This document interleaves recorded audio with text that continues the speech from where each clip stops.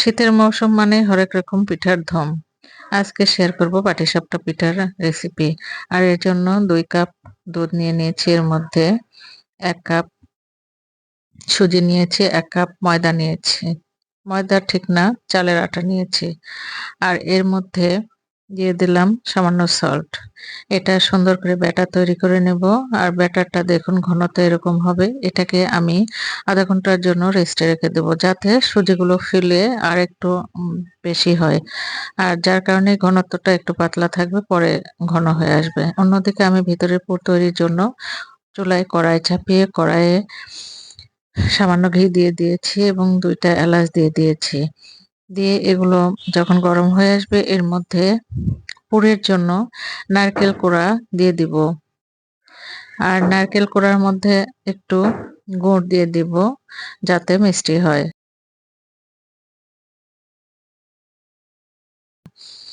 তো গুড় দিয়ে দিলাম। দেওয়ার পরে এগুলো নেড়েচেড়ে যখন একটু আঠালো হয়ে আসবে, এর মধ্যে সামান্য দুধও দিয়ে দিব, যাতে সেদ্ধ হয়ে যায়। নারকেলগুলো না দিলেও চলে, অপশনাল। আমি সামান্য দিয়ে দিয়েছি। দিয়ে এগুলো নেড়েচেড়ে যখন আঠালো ভাব ধারণ করবে, এটাকে নামিয়ে রেখে ঠান্ডা হওয়ার জন্য রেখে দেব। আবার চলে যাব, আমি আরেকটা কড়াই চুলায় চাপিয়ে দিব। দেখুন আমার ঘনত্বটা এরকম হবে। এগুলো আঠালো হয়ে এসেছে। এই যে ফ্রাই প্যান দিয়ে এতে ওই গোলাগুলো দিয়ে দিব। দিয়ে এগুলো চামচের সাহায্যে পাতলা করে দিব এবং ঢেকে দিলে এটা যখন সিদ্ধ হয়ে আসবে, তখন এর মধ্যে ওই পুরগুলো এভাবে দিয়ে দিব। দেখুন, দিয়ে আমি এই যে পিঠাগুলোকে এভাবে উল্টিয়ে নিলেই হয়ে গেল আমার পাটিসাপটা পিঠা।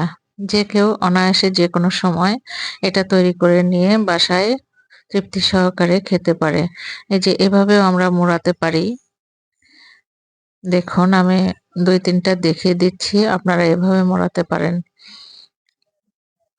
আবার ডো দিয়ে দিলাম, এটাকে পাতলা করে দিয়ে দিচ্ছি চামচের সাহায্যে। ঢেকে দিব। দিয়ে যখন সিদ্ধ হয়ে আসবে, ঢাকনা খুলে এর মধ্যে পাটিসাপটার পুরগুলো দিয়ে দিব।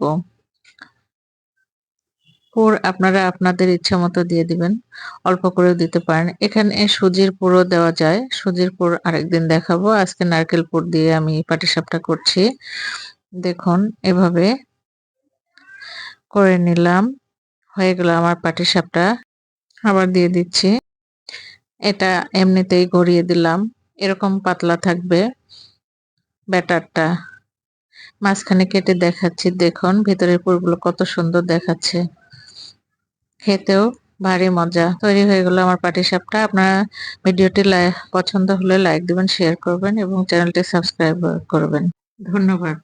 আল্লাহ হাফেজ।